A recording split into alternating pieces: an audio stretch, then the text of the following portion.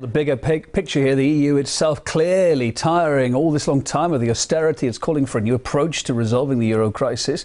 The European Parliament President stressing now the urgency, saying the collapse of the Union is for the first time ever a realistic scenario.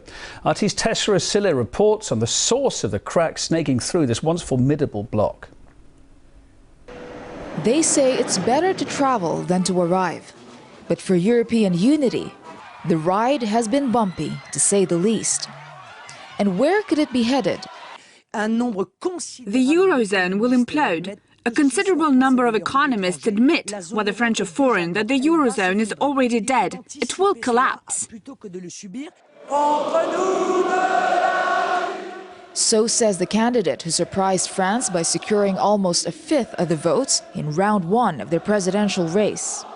All the other candidates, without exception, regard the European Union as part of the solution, or as the main solution. She has identified in her campaign the fact that it's actually the cause of the problems. Much of the French political class are completely wedded to the Euro project. They cannot conceive of a foreign policy or a domestic policy which isn't deeply rooted in the whole European project. One that finds itself on ever more shaky ground. The Schengen Agreement, one of European integration's sacred cows, allowing border-free travel across the EU, is under fire.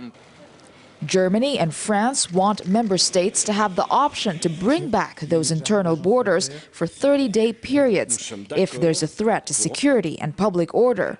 There's a danger that more and more people are also going to start attacking all the good aspects of Europe. And divisions within the Union don't end there.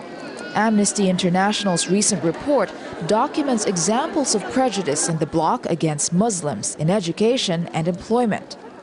Ideas that were once very much on the fringe of the political spectrum are now being really mainstream in the right, certainly, but also to certain segments on the left. We cannot say that the people are more racist, certainly not, but there has been some sort of a wider opportunity for people to express their hate and to also indulge into violent behavior. So where does that leave Europe? Even the people who are against this kind of Europe are not against the European idea per se. They want a different kind of Europe. The EU may be trying to stay on the path it's set to achieve its vision and version of Europe, but the obstacles are getting bigger, from voters rallying behind anti-Brussels candidates to proposals of putting back border controls. Now, some EU leaders have dismissed them as populist threats, but the question is, are they merely still threats, or is this growing resistance already the tip of an iceberg? Tesa Arcilla, RT, Brussels.